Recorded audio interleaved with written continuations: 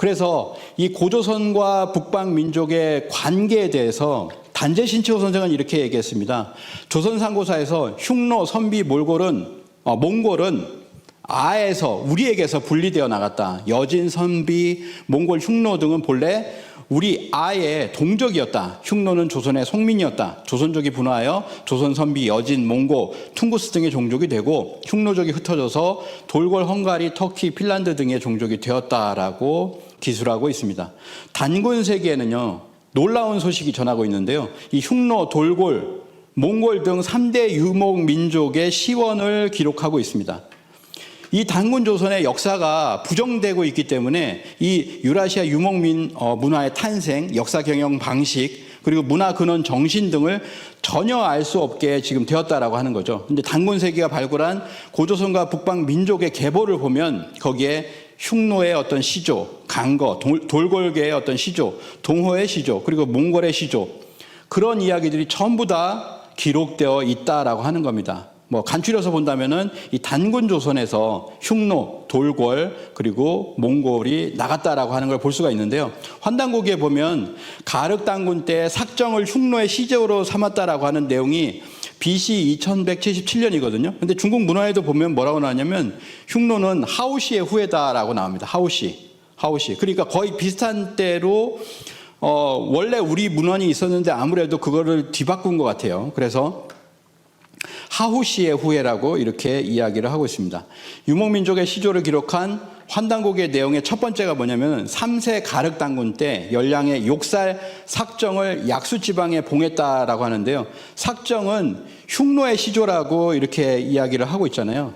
그래서 단기고사에도 보면 색정을 약수로 유배시켰더니 나중에 흉노족이 되었다라고 해서 동북아에서 스키타이를 중국에서는 삭, 그리고 환단고기에서 삭정이라고 이렇게 이야기를 하고 있다. 이것이 이란에서는 수쿠다, 그 다음에 러시아의 스키프, 그리스 스키타라고 이야기를 합니다.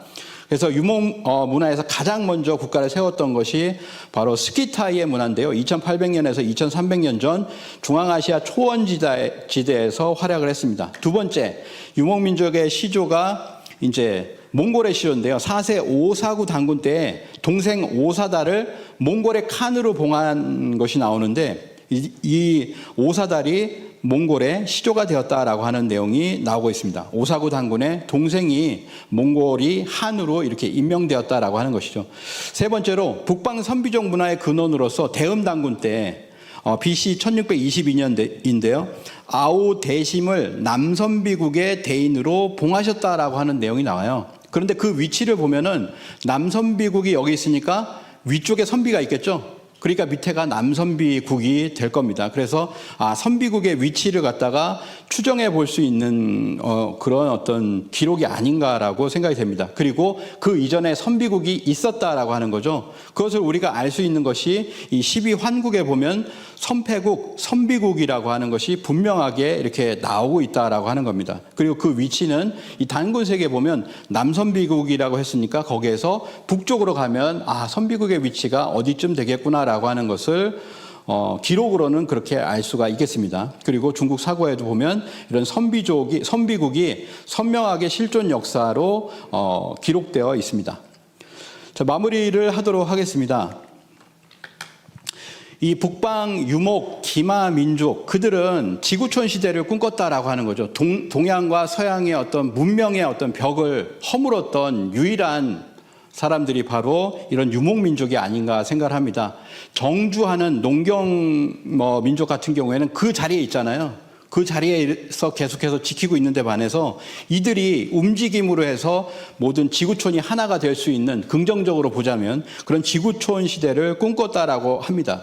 그들은 칸과 함께, 대칸의 어떤 역사를 함께한 그런 사람들과 함께 이 역사를 이루었다라고 생각합니다. 칸과 생사를 함께하는 그 친위 결사대를 우리가 코미타투스라고 했습니다. 이 코미타투스에 관해서 우리가 많은 이야기를 지금까지 했었는데요. 칸과 생사를 함께하는 친위 결사대, 이들이 있었기 때문에 북방 유목민족이 그렇게 어떻게 보면 한 시대가 아니라 지금까지 수천 년의 어떤 시간대를 고대와 중세와 근대까지도 풍미를 했다라고 생각이 됩니다. 칸과 생사를 함께한 친위 결사대, 그리고 뭐 훈족으로 보자면 훈족 아틸라 왕이 직접 임명한 친위 결사대가 있습니다. 로가데스라고 하는 친위 결사대가 있는데요.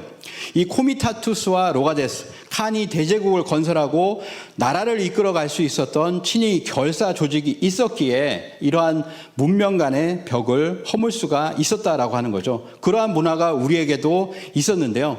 뭐 크게 이제 예를 들자면은 환웅 천왕께서 동방 태백산으로 떠나실 때 그 창업의 결사대가 코미타투스 3,000명과 함께 그 문명 개척을 해서 떠났다라고 하는 겁니다. 그래서 신시개천을 이렇게 하게 되었습니다. 그래서 그 신성한 도시, 신성한 나라를 건국을 하게 되었다라고 하는 거죠. 그 창업의 결사대가 항상 필요한 시점입니다.